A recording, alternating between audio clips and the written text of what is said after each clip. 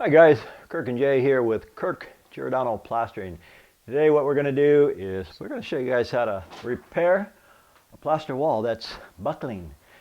First thing you want to do, of course, is cover. We've got a tarp under here, plastic, then we got paper. That way when we tear this wall off, it's about 6 by 5, 6 by 6. We put it on the paper, wrap it up, throw that, and then when I'm replastering it, I have the tarp underneath me so I'm not stepping in my own work. Number one is this whole wall here. I just looked at it a little while ago. The whole thing is buckling. It's can you see that shimmying? This is shimmying like this. It's, hear that, guys? That's separated. So I looked at it earlier, and yeah, down the line they've patched it maybe 5, 6, 7 times, but it's the only thing that's good is about this little piece right here. So I told the folks, gee whiz, why don't we just tear the whole thing off, and we'll stop it here, because this has been recently redone. I can tell it's cementitious.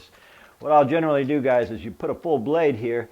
I'll break it down to about a 1/4 inch like that. That way we don't snap that, and we score it. We come over here and we score it, meaning that's where we'd like to stop it. Doesn't mean it will stop there, guys, but that's where we'd like to stop it. And then what we'll do is put a mask on, guys, because you never know what the heck's in this stuff. And by the way, they say, well, what caused this? My opinion is pictures is what caused it, because you have studs going down here. So wherever the stud is, say, for example, you got your studs every 16 inches. Then in here you got wood lath. And so what happens is if you nail a picture and it goes in the field, that wood lath bounces. And after, say, 20, 30 years of nailing different pictures and taking them off, putting new ones on, you get this. It separates. So unless you can find the stud, guys, screw it in too. When you're hanging pictures, screw that in so you don't get this to happen. Anyhow, what I'm going to do is I'm going to go ahead and remove some of this. I'm not going to remove it all on video, but I'm just going to give you an idea what it'll do. Okay, I mean how to take it off. Now obviously, guys, the loose stuff here, this will come right off, and I don't want to pound the crap out of it yet, because that'll release a lot of dust in the air. So we'll do it like so. Then I'll take my claw and just basically gently as we can, guys. Over here, say where I get my finger in here, where it's really buckling, this will come off easier.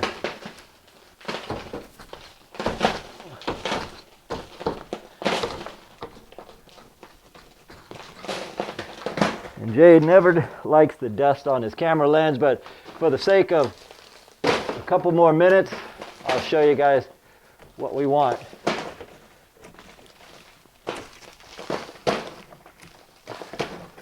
We just want to remove it all. Then we're going to remove all the dust from this and put a bonding agent on it. And the only reason I'm going to use a bonding agent is because I want to get the dust off and make sure it's off. Otherwise our next coat doesn't adhere. And lastly, if I can pull this off with my fingers, guys, that's loose. Anyhow, what I'm going to do is drop this down. We're going to tear this whole wall off, 6 by 6.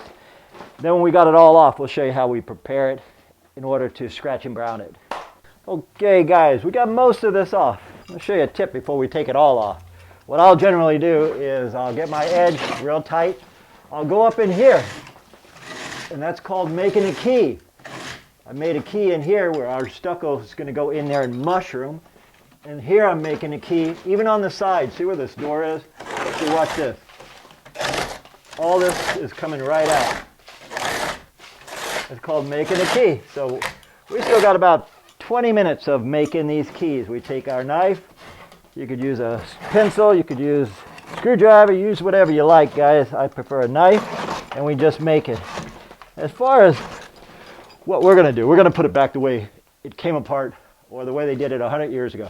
We're going to scratch it and brown it with Portland cement. Boom. We're going to finish it, and it's going to match. Can you put sheetrock over this? Yes. Yes, you can. Can you put other types of wood? Yes, you can. Can you put wire over this? Yes, you can. But why? There's always my buddies in the UK who say, Kirk, you bloody wanker, you take forever to do this, why not just put board up? Because these folks want it original. That's what we're going to do. We're going to bring it right back to original. Original plastering, guys. If they said, Kirk, tear this off and put sheetrock, we can do that. But we do what we're told. Anyhow, guys, we're going to hit this with a bonding agent in about, 15 minutes after we finish getting rid of our stucco that's inside here, because again, we need these keys. We need the stucco to go between it, mushroom in the back, and that's what adheres it. Next time you see us, I'll be putting the bonding agent on. Not so much that the plaster needs to stick to that bonding agent, but I want to kill all this dust. Okay, guys, when I was working union, 25, 30 years ago, what we would do in cases like this, we'd bring a Hudson sprayer and we'd wet the wood. All the water or dust would cling to that, and it would get rid of the dust. But what I like to do, since I'm no longer union and this is my own business, is I like to apply a bonding agent, because it takes the same amount of time, plus the bonding agent gets rid of the dust and stucco will adhere to this. So that's all I'm doing right now. It's going to probably take me about 10 minutes to hit all this with this is Larson's Weldcrete. You could use Larson's Weldcrete, you could use Larson's Plaster Weld, or any of the bonding agents they have to kill the dust, kill the suction, and make it adhere a wee bit better. All right, guys, generally what I'll do when I'm doing a house is I'll start at the top, work my way down, but because this doesn't hold very well, I'm going to start at the bottom. That way each time I spread, it'll hold itself up. Now Jay has already did the hard work and brought me up 3 of these buckets with this. This is exterior Portland cement, guys. And what I'm going to do is scratch everything. And this is, a lot of times, guys, you'll see me use a compound plaster that comes in bags, and we mix it up. Kind of like taping mud, but this is not that. This is actual plaster, Portland cement. Okay, so we're going to take it here,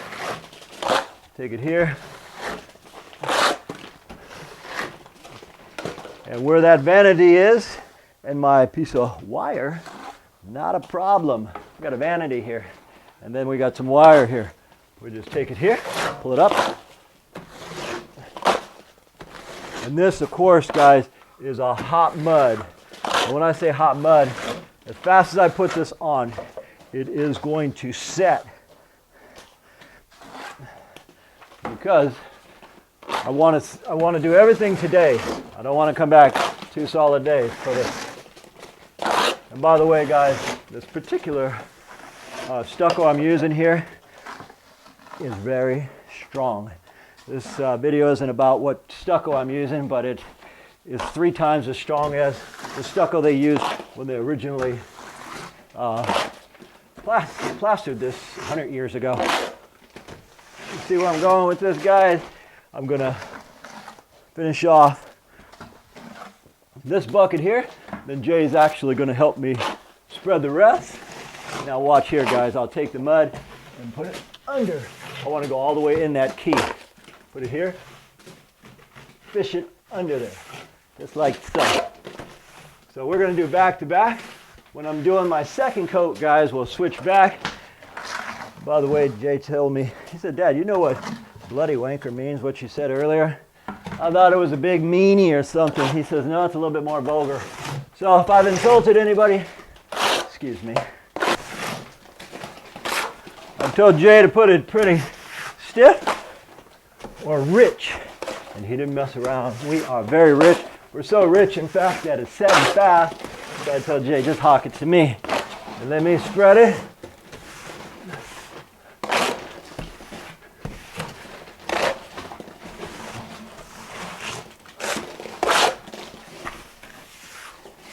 All right, guys, we were hustling there for a couple minutes. That was kind of fun.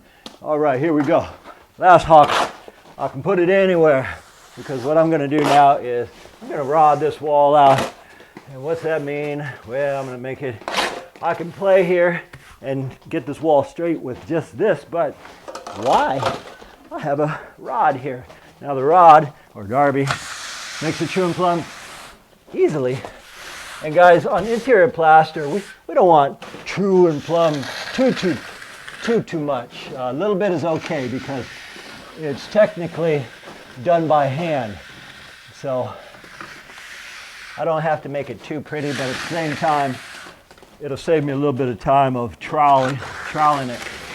What I'll do is take it up, find my ground, take it up, find my ground, and take it here. And I can even pull it sideways and up. This is old world plastering, guys. This is what they used to do. Actually, when I was union, we did a lot of this too. So, okay, because we have a lot of accelerator in here, whatever you want to call it, that's going to set about 15 minutes, and that's going to be ready to float, meaning I'm going to go ahead and take my sponge float, and I'll show you what that does in about 15 minutes. Okay guys, both coats are on. Easy, didn't even break a sweat. Okay, Jay also asked, he says, Dad, you said you're using a super strong plaster. They're going to want to know why and why the other folks didn't. I'm using this particular plaster because I can do both coats in one day. Sometimes I forget to mention little details like that. And what I'm doing now, guys, is I'm floating this. I just put this on, but the wood lath, even though I've sealed it with a bonding agent, I've got a couple things going on here. One is this has got accelerators in it, this product, so it sets fast. The other is the wood lath is sucking the moisture right out of this stuff. So, okay, what I'm doing is now I'm floating this, and I'm looking at the finish they had. 100 years ago, they just did a float finish, and so I'm getting my joints here, and I'm just basically just bringing the sand out. I want to bring the sand out just what they had, so that when I'm done here and they paint this, they'll say, hey, gee, Kirk, that matches pretty good. And all it is if I want to bring a lot of sand out, guys, I use a lot of water.